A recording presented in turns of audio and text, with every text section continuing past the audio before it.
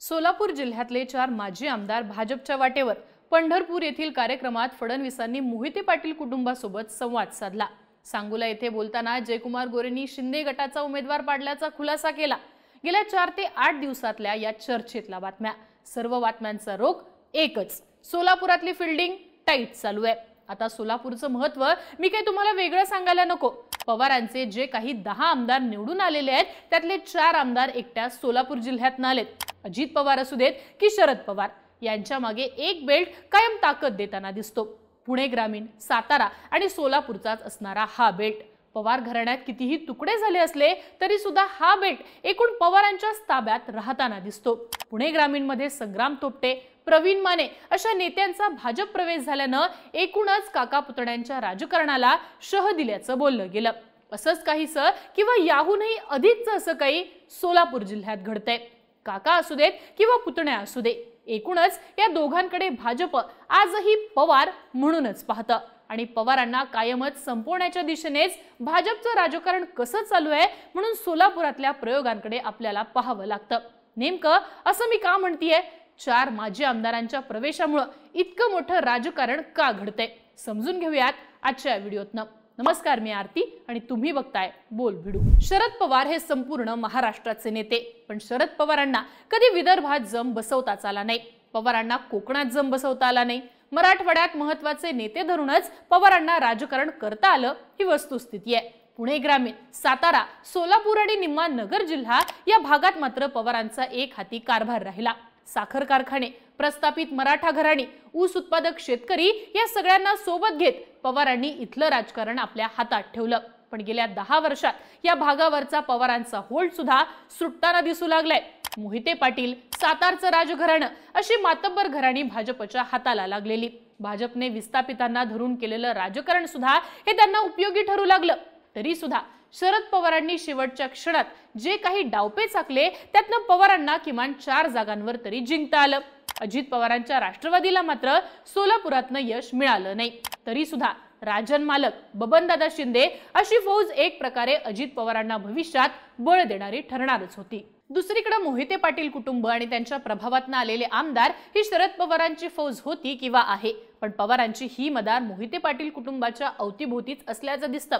त्यानंतर अभिजित पाटील, राजू खरे यांच्यासारखे जे काही उमेदवार आहेत ते किती दीर्घकाळ विरोधात राहून राजकारण करू शकतात हा सुद्धा महत्त्वाचा प्रश्न पवारांपुढे आहेच। असो, पण फाटाफूट जरी झाली तरी दोन्ही बाजूने पवारांचे दोन्ही गट ठेवून शेवटी पवारांकडे सोलापूरची सूत्र किमान राहिली ही वस्तुस्थिती आहे। दुसरीकडे पवारांच्या हातून सातारा काढून घेण्यात भाजपने यश मिळवलं। अजित पवार हे मकरंद पाटील यांच्यासारख्या नेत्यांच्या माध्यमातून किमान अस्तित्व राखून आहेत, पण रामराजे हातातनं निसटलेले आहेत। सातारा पूर्व असू देत किंवा दक्षिण, इथनं अजित पवारांकडे कोणीच ठोस असं राहिलेलं नाहीये ही सुद्धा वस्तुस्थिती आहे। शरद पवारांनी मात्र शशिकांत शिंदेंना प्रदेशाध्यक्ष करण्याचा प्रयत्न केलेला आहे। सांगण्याचा मुद्दा इतकाच आहे की दोन्ही पवारांची ताकद एक केली तरी सुद्धा सातारा हा पवारांच्या हातून निसटलेला आहे हे महत्त्वाचं। तर आता पवार काका पुतण्यांची ताकद दिसत होती ती सोलापुरात, आता याच अस्तित्वाला भाजपनं कसं भेदलंय ते सुद्धा आपण समजून घेऊया। तर यासाठी भाजपचं प्रस्थापित आणि विस्थापित राजकारण समजून घ्यावे लागतं। मुळात या पट्ट्यात पवारांच्या राजकारणाला शह देताना भाजपनं प्रस्थापितांची मोठ बांधण्यासोबतच विस्थापितांना बळ देण्याचं धोरण स्वीकारलेलं आहे।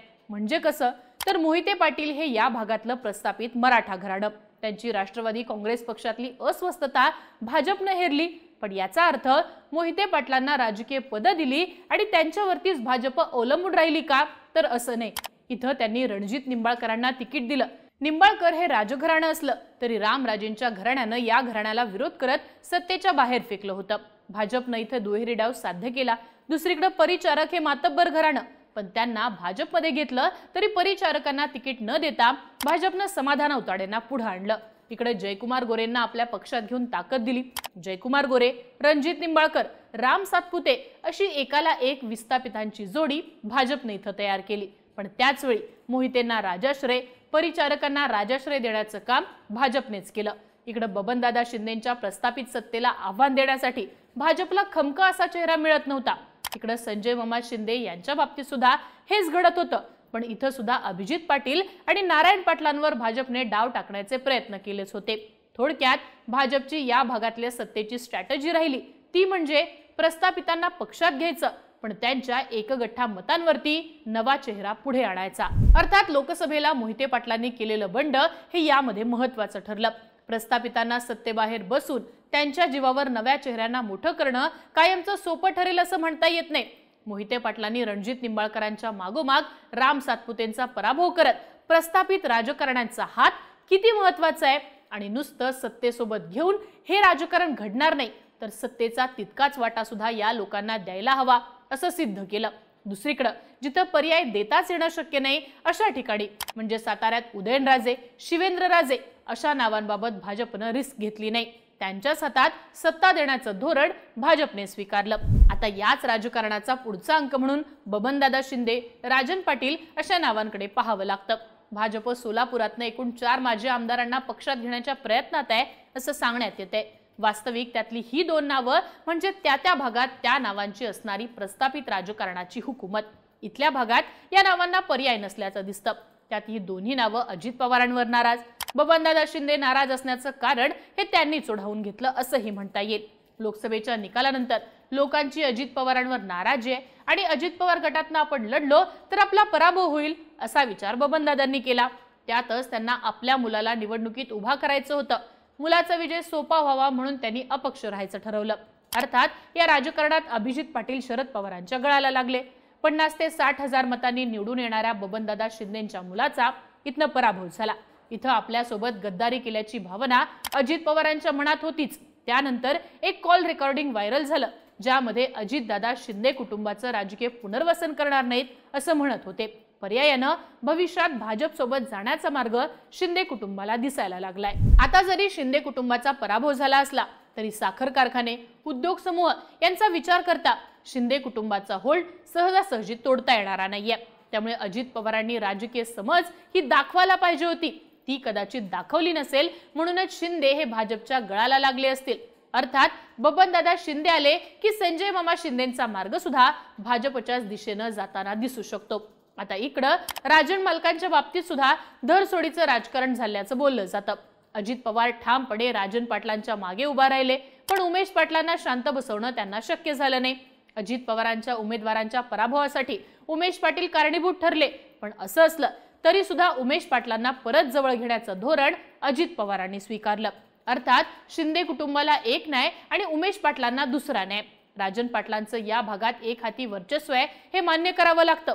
त्यातही हा मतदारसंघ पुढे मागे खुला होण्याची शक्यता अधिक आहे। 2029च्या निवडणुकीत हा खुला झाला तर राजन पाटील इथनं एक हाती निवडून येण्याची शक्यता आहे। अर्थात त्यामुळेच भाजपसाठी इथनं मार्ग मोकळा होता। असंच काहीसं चित्र सांगोल्यातलं। इथल्या त्रांगाड्यात भाजप अलिप्त असली तरी आता भाजपच्या हाताला दीपक साळुंखे सापडलेले आहेत। जयकुमार गोरेंनी दीपक साळुंखे यांच्यासोबत चर्चा करत लवकरच फटाके फुटतील असं सांगितलंय। अर्थात सांगलं सुद्धा पॅक करण्याचं काम भाजप करतंय। इतकं करूनही महत्त्वाचा मुद्दा राहतो तो मोहिते पाटलांचा। मोहिते पाटलांना पूर्णपणे अंतर देण्याची भूमिका अजून तरी फडणवीसांनी स्वीकारलेली नाहीये। तसं असतं तर मागेच रणजित मोहिते पाटलांचा आमदारकीचा राजीनामा झाला असता। झालं गेलं गंगेला मिळालं असं धोरण स्वीकारून फडणवीस पुन्हा मोहिते पाटलांना बळ देतायत का अशी शक्यता निर्माण झालेली आहे। कारण धैर्यशील मोहिते पाटलांवर भाजपची सत्ता असताना कारवाई होणं अपेक्षित होतं, संस्थांची प्रकरणं मागे लागणं अपेक्षित होतं, पण यातलं काहीच झालेलं दिसत नाहीये।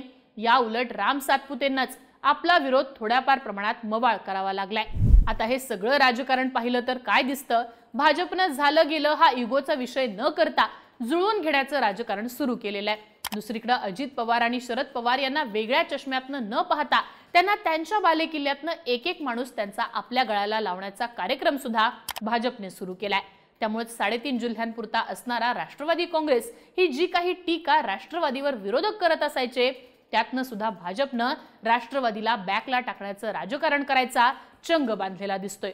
अर्थात नगरमध्ये विखे, पुणे ग्रामीणमध्ये प्रवीण माने, संग्राम थोपटे, राहुल कुल असे फॅक्टर आणि सोलापुरात गोरे, निंबाळकर, मोहिते पाटील, शिंदे, राजन पाटील अशी मोठ बांधण्यात भाजप यशस्वी ठरली तर राष्ट्रवादी आपल्या बेसपासून हद्दपार झाली असं आपल्याला म्हणता येतं। तुम्हाला काय वाटतं? भाजपनं ज्या पद्धतीनं सोलापूर जिल्ह्यामध्ये कार्यक्रम करायचा चंग बांधलाय त्याचा परिणाम शरद पवार आणि अजित पवार यांच्या राष्ट्रवादीवर कसा होताना दिसेल? या राजकारणाबद्दलची तुमची मतं आम्हाला कमेंट बॉक्समध्ये लिहून नक्की कळवा आणि बोलबिडूच्या YouTube चॅनलला सबस्क्राईब करा.